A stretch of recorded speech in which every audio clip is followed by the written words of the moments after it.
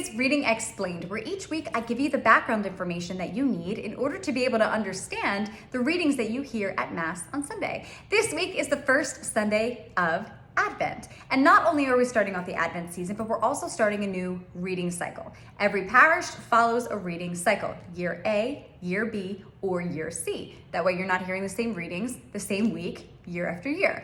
So we just completed the year A reading cycle. We are now moving on to the year B reading cycle, following right in line with our Holy Father, which is why most of your parishes will follow along and have these same exact readings on Sunday. If not, please let me know. In the meantime, on Sunday, the first reading that you'll hear is from the book of the prophet Isaiah. And it's beautiful, even though it's emotional, because it's part of the section of his book known as the Book of Consolation. And he's essentially asking God for mercy for the people of Israel. It's a prayer of mercy. And you have to keep in mind what's going on here at the time. The Israelites have been through a lot at this point of the Old Testament in their journey here with the Lord. And the prophet Isaiah knows that. So he points out, you'll hear in the beginning of the reading, he says, "You are our Father." And he goes on to say how powerful he is and the fact that he's done all of these awesome deeds for the Israelites. Obviously, when he's using the word awesome, it's not the way that we use it today, like, oh, that's cool. He means like full of awe. He is in awe of the things that the Lord has done for the people of Israel up until this point.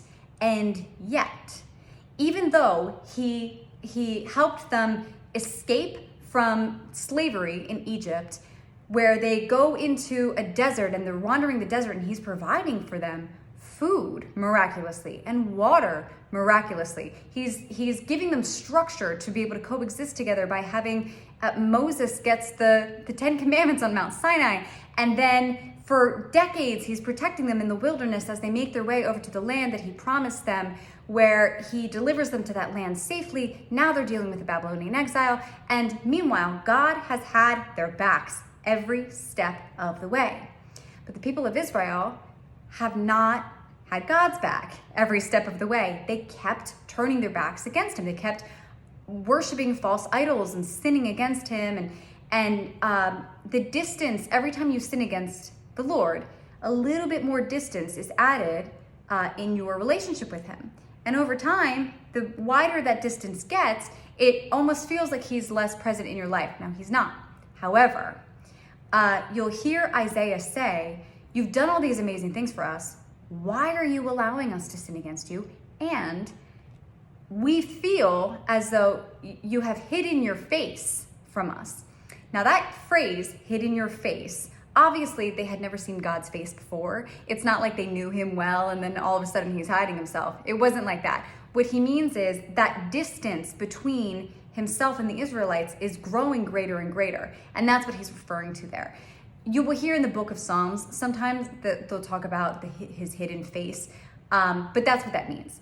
So he wraps this up by returning and repeating the first line. "And yet you are our Father."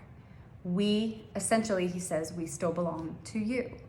So it's beautiful. I love this one. Now that you have the background information, I'll let you judge for yourself how beautiful this is. A reading from the book of the prophet Isaiah.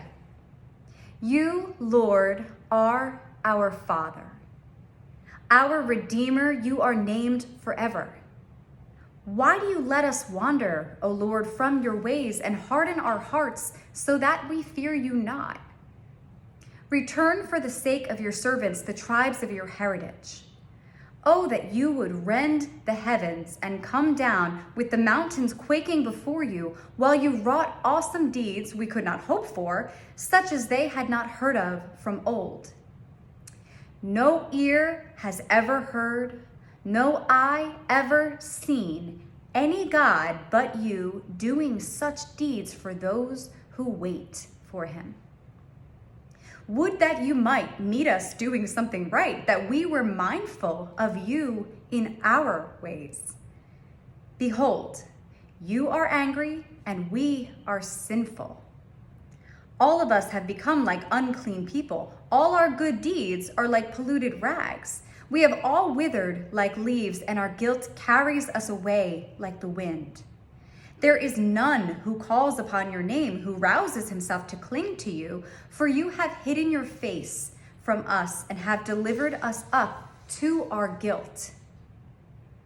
Yet, O Lord, you are our Father. We are the clay and you the potter. We are all the work of your hands. The word of the Lord. So hopefully that helps you better understand that reading. If so, please send this video to someone who may also find it to be helpful. Don't forget to subscribe to me, follow my page, like the video, comment on it, and come back next week as we break down one of the readings from the second Sunday in Advent. I will see you then.